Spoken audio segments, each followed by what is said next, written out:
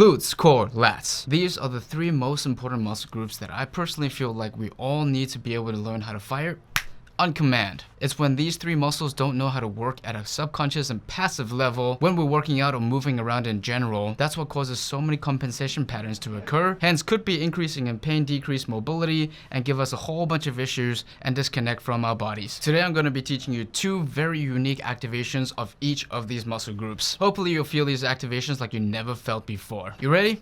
Let's drop that intro.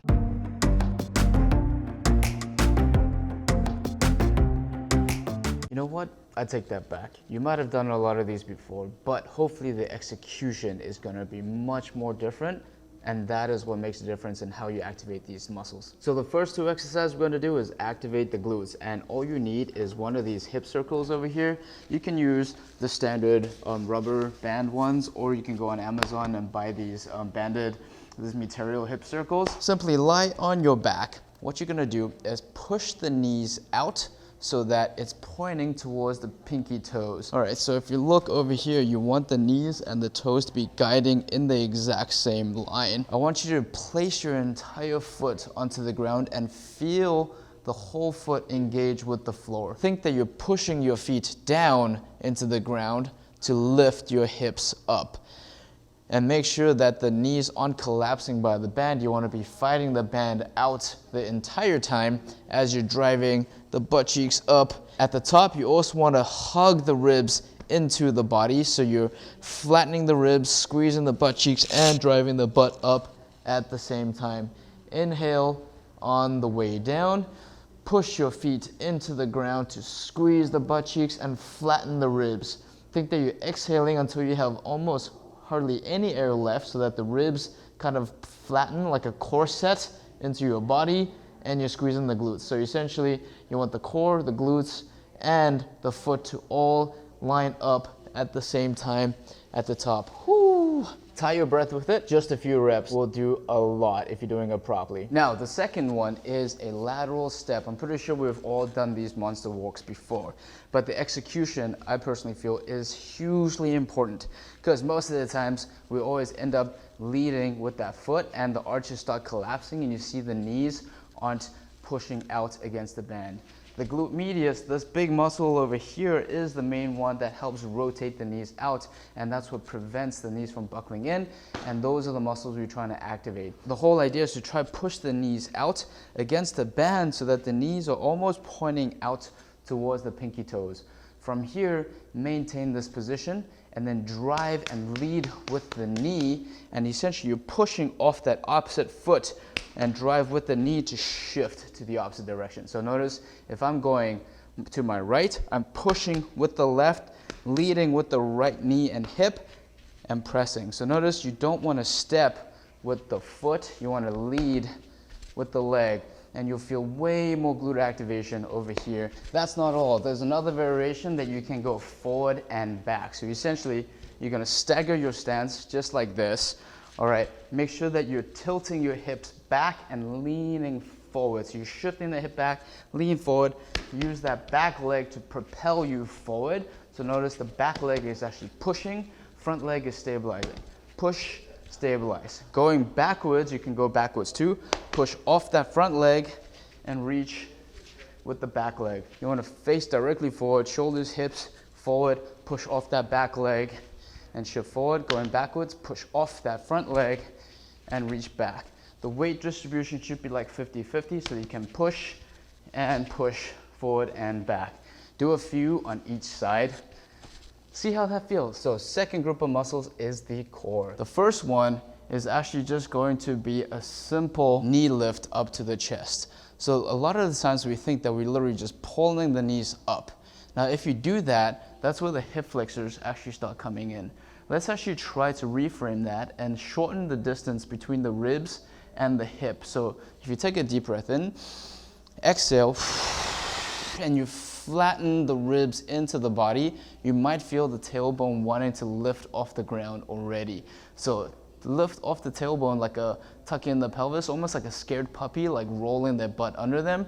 And then you're gonna utilize the core and the ribs to pull the knees up. Once you're here, slightly just elevate the tailbone off the ground. So you're not lifting it up all the way, just a tiny little bit. When you do that, you should already feel something in the core firing. If you feel at the top, totally fine, but I want you to try and exhale even more, flatten the ribs into the body and push the air down so that you can feel the lower belly engage. That is the most important part of the core that I personally feel we all need to build a connection to. So try that again. Deep breath in, exhale, flatten the ribs into the body like a corset and utilize that exhale to draw the knees up and hold this position. And just see if you can own it and feel some tautness in the belly. If you poke your stomach, it should be pretty hard. From here, we can make life even harder by sequencing the neck to align with the core. So it's gonna sequence like this. Deep breath in, exhale, eyes down, chin down, flatten, and notice when you lift the head and you keep the chin pinned, the ribs naturally flatten into the body. Take another breath over here. On that exhale, draw the knees up until the tailbone is slightly off the ground. And then from here, another breath, exhale. Use that exhale to lower the legs down, keeping that chin pinned the whole time. Another breath. Exhale, keep the ribs flat into the body. Peel the chin slowly back down into the ground. So the deep front neck muscles actually attach straight down to our pelvis over here. This is what we call the deep front line of fascia.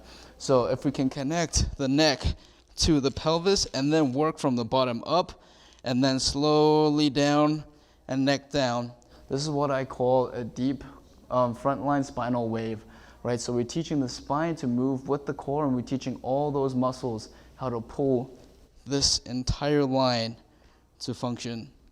So we'll repeat that one more time. Eyes down between the legs, tuck the chin, exhale, lift the head and flatten the ribs. Another breath. Always try to move on that exhale. As you're exhaling, draw the knees up until the tailbone is slightly lifted. Reset the breath again. And then exhale, flatten, slowly drop the legs down. Keep the chin pinned and slowly down. Just a few reps and you'll probably feel a lot of crazy stuff going on over there. Make sure that you don't have too much neck issues before you do this. If you do, go very, very slowly. If it creates any discomfort, stop immediately. This might not be the exercise for you. Now, another variation is to actually just flip over into this plank position. So the toughest part about a plank is most of the times when we're up here, the lower back is kind of tilted up. The butt is tilted up and the lower back has this huge dip. You want to be able to tuck the butt cheeks under you. So I always like to teach from the knees down first. So if you think like a scared puppy, tuck the butt cheeks under you, really keep clenching, clenching, clenching, and then pull the elbows and the ribs down towards your knees so that it's creating this nice little dome underneath the core. That is actually what's creating the stability in the core to be able to lift the entire body. From here, it should already be burning if you're pulling and you're tucking the pelvis under. Notice a dome bridge is round. All that pressure is getting pushed from the bottom and it's supporting that whole bridge. So no matter how much weight you put at the top, it can still support it. But if there's a tiny crack at the top, then the whole bridge is gonna collapse. So when you're here, don't let the bridge collapse. Then you're gonna start loading into the back. If you're tucking in the pelvis, pulling, and you're lifting, so as butt cheeks clenched, legs are straight, and you're pulling the elbows down towards your hips, you'll probably feel so much core activation. You might only be able to do 3, 5, 10 seconds the most. And that is more than enough to get those muscles firing. So the last group of muscle groups is the lats that we need to fire up over here. So anything in the upper body actually requires the lat to be able to stabilize. So most of the times, if we have shoulder issues, rotator cuff tears, torn labrum, whatever it is, or pinched nerve in the neck, a lot of times it's because our shoulders are constantly shrugged up, rolled forward, and the lats have no connection to be able to roll the shoulders back and drop them down away from the ears. So if you want good posture and you want stable shoulders, get the lats working to the best of your ability. The first exercise is just gonna be in this crawling position, and we're just gonna try and build a connection to these armpits over here. So you're just gonna sit down onto your heels. If this is comfortable for you, do that. Play around with the position of your hips. If you need to be a little bit taller here for mobility purposes, that is totally fine. Any of these positions will work. All you're gonna do, straighten your arms in front of you, and then think that you're opening up the collarbones towards the ceiling. So the more you open up the collarbone, the more flat your upper back is going to be, hence your posture is going to be better. From here, I want you to spread your fingers nice and wide and then try and just drop that shoulder down and away from the ears, right? You might be rounded over here, and notice what happens to the upper back when you're rounded. There's this little hunchback over here. Avoid that hunchback, pull the shoulders down and then sink them down to the hip. From here, drag your hands and try keep that armpit engaged. So you're pushing the hands down into the ground, you're keeping the arms straight, and then you're pulling down into the armpit. You can literally see my shoulders drop lower and this muscle engage. You can take one hand, put it here, so when you drop that shoulder and you pull, you'll feel something in the armpit wake up. That's the lats that we're trying to fire. From here, keep pushing into the ground and then pull your hand towards the knees, just a little bit, and relax. Cool. Reach forward again, drop the shoulders and push down into the ground and pull towards your hip. You can use a towel on the ground or like furniture sliders if you're on carpet to be able to get this friction and let it glide. So that is waking up these muscles over here. To build even more connection, you can actually build torque into it. So lats actually help rotate the arm over here. So if you try to spread the fingers, turn the elbows down, push down and pull at the same time. So notice when you turn, the lat kind of like coils down and helps you engage it. Now the last lat exercise is the lat coil. So what you're gonna do, stagger your stance. You're gonna have your right leg behind you, left leg in front. Lean onto that back leg. And essentially what you're gonna do is pull the left elbow back, hug it to the side of the body, and then you're gonna pull that left elbow towards the right butt cheek. So from here, stagger your stance, lean onto that back glute, pull the elbow towards the butt cheek, and essentially you're trying to shorten this line from the armpit to this opposite glute and find the core at the top. When you squeeze and you pull and rotate, that's what gets the lat to shorten and twist and coil into the position to activate this. You might feel it like cramp up quite a lot. You know, try this other side too. So now I'm gonna have left leg, right arm, and pull the elbow, hug it really, really close to the side of your body and pull it and squeeze, lean into that back leg and activate it over here. You can do this half kneeling as well. So you have your right knee down, pull the left elbow towards the back right glute, and you're basically just trying to get these muscles to engage. So now these are just a few variations of what you can do. There are hundreds upon hundreds of other glute, core, and lat activations you can find online. But let's head back to the studio and let me teach you how to apply these into your everyday life and your workout routines. I know it's really tough to actually truly feel those muscles without me poking and prodding, but hopefully I was able to explain these movements well enough that you can feel it. But if you can't, notice this takes a lot of time and effort because typically we're so disconnected from our bodies, and many of the times we have these compensations that's been there for so long that the glutes, the core, and the lats don't know how to wake up. Some movements you might feel the glutes kick in immediately, others you might feel like, oh, I can't find that lat, or vice versa. Play around with those movements that you can't activate as much, and go on YouTube, find other videos. I have my whole exercise database and other things that you can use as resources to try and find different variations that will help for you. But more importantly, I hope you have been going through the releases and resets before you've done these activations, because the releases and resets in the video before these are specifically designed to unravel the tissues, get the nervous system primed so that these activations will become more effective. So always try to release those tight overactive muscles, reset the nervous system so that the whole body's connected, and then try to activate the tissue so that the body can go and is ready for the workout or everyday life and stuff. That is typically what I recommend to do in that order, at least in the beginning, until you get very, very intuitive that everything can be activated no matter what you do. Another tip is to take your time with these. Try to focus on bringing more intent to what you're trying to do.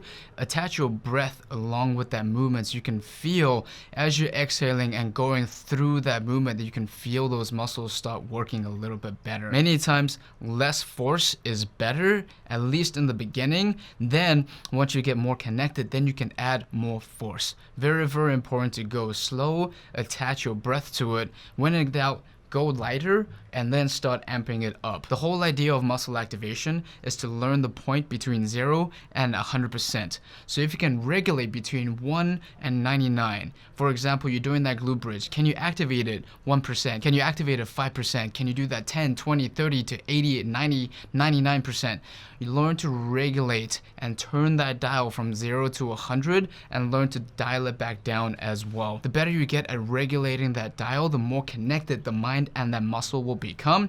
Hence, you'll be able to activate that muscle way better on command whenever you need to. So how to utilize this: release, reset, and activate. Basically, do the releases first, open up those tissues, reset the nervous system, and then activate the big muscles, the lats, glutes, and core, and then add any accessory movements that you would like personally for the workout that you're doing. For example, if the lats are working, but then you're doing a shoulder exercise, make sure you do 1 or 2 sets of a light shoulder movement before you go into the heavier weights and progressively add from there.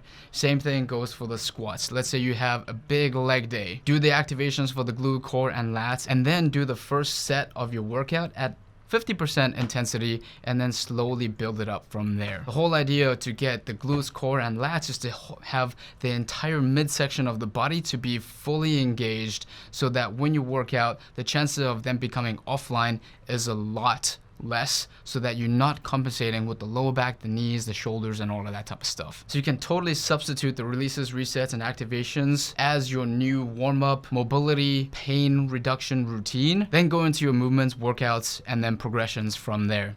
That's the entire RRAMP series laid out for you. Next video is going to be talking about the fundamental movements within the body to give you more ideas of how to create your own movements, to progress, to customize your workouts, and get the best out of your future workouts. So please shoot me a comment if you have any questions or concerns below. If you actually like this video, please hit that thumbs up button. It will help a lot to grow the channel a little bit further. Subscribe if you haven't already. And for more resources, please check out all my links in the description below. There's a bunch of free content, online programs, and equipment recommendations for you. My name is Andy Shea from Movement Reborn. I'll see you in the next video. Peace!